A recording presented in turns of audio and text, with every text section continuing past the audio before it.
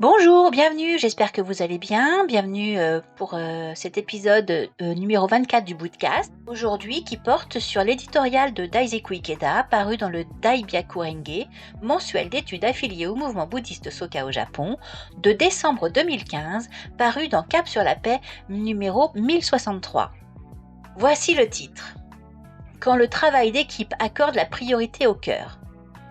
Un jour, j'ai demandé à un ami et chirurgien de renommée internationale le secret pour réussir une opération difficile.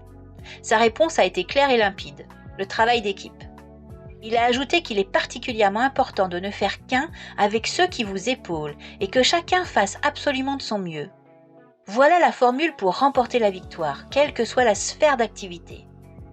Tout au long de cette année, alliant l'esprit d'Itaïdoshin, différent par le corps, un par l'esprit, à un travail d'équipe sans égal, la famille Soka est allée de l'avant avec un dynamisme renouvelé pour partager le bouddhisme de Nichiren.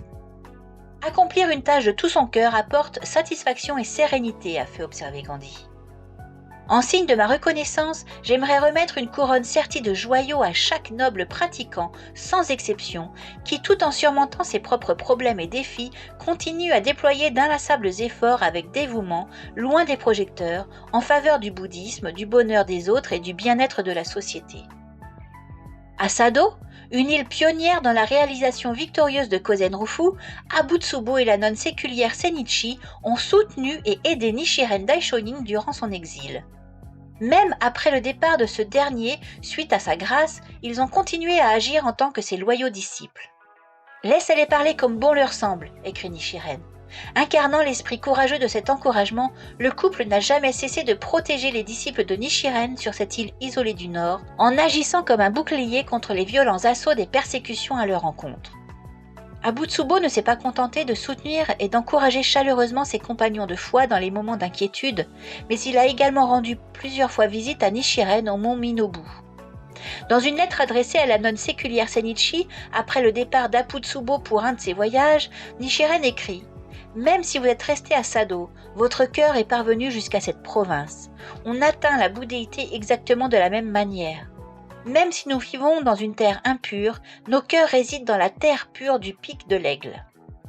Bien que nous ne puissions pas nous voir en personne, votre cœur est parvenu jusqu'à moi.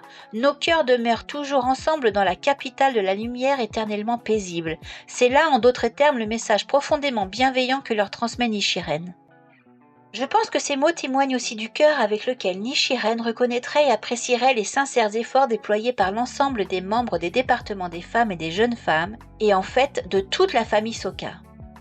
Pendant la campagne d'Osaka en 1956, chaque pratiquant avançait avec joie et avec un esprit toujours plus confiant et plus positif au fil des jours. J'aimerais mentionner une pratiquante du département des femmes qui a participé à cette campagne. Elle avait perdu son époux à la guerre et luttait péniblement pour soutenir sa famille en colportant du poisson. Un jour, je l'ai encouragée avec humour. « Tant que vous avez ne serait-ce qu'un tatami de libre, vous pouvez faire gongyo et dialoguer. »« Bon, m'a-t-elle répondu avec un grand sourire. Comme j'ai 4 tatamis et demi, je vis dans un palais alors. » Et elle a continué à s'entraîner avec encore plus d'énergie pour Kozen Rufu. Finalement, elle a réussi à emménager dans une maison plus spacieuse, où elle a accueilli des activités de la Soka Gakkai, et elle a aidé de nombreux jeunes à devenir des responsables de valeurs. Elle est décédée depuis peu, mais de nombreuses personnes viennent encore voir les membres de sa famille pour leur dire combien ils lui sont redevables. Nichiren tire cette conclusion. Les hommes du commun qui gardent à l'esprit les mots « avec un cœur décidé » peuvent devenir Bouddha. Dans quelle direction dirigeons-nous notre cœur ? Quand notre cœur se concentre sur la réalisation de Kozen Rufu, fondée sur une transmission bienveillante, tout en nous alignant sur la loi merveilleuse et en luttant aux côtés de notre maître et de nos amis dans la foi, nous pouvons alors à coup sûr et sans changer d'apparence manifester la bouddhéité, cet état de vie aussi vaste que l'univers. Quand nous sommes profondément conscients de cette vérité, nous n'avons rien à craindre ou à déplorer. Même s'ils ne sont plus aussi actifs ou mobiles que dans leur jeunesse, les pionniers du groupe Main Trésor continuent à réciter des daimoku énergiques pour l'essor du département de la jeunesse et pour le bonheur de leurs compagnons de pratique. Ils ont volontairement accumulé d'incommensurables trésors du cœur dans la citadelle de la Soka Gakkai, mouvement qui se conforme aux vœux et au testament du Bouddha. Mon maître, le deuxième président de la Soka Gakkai, Josei Toda, a dit « L'esprit de la Soka Gakkai consiste à faire preuve du plus grand respect et de la plus grande considération envers les pratiquants qui agissent à l'écart des projecteurs. » En gardant ce point à l'esprit, en travaillant en équipe en accord avec les mots de Nichiren, c'est le cœur qui est important.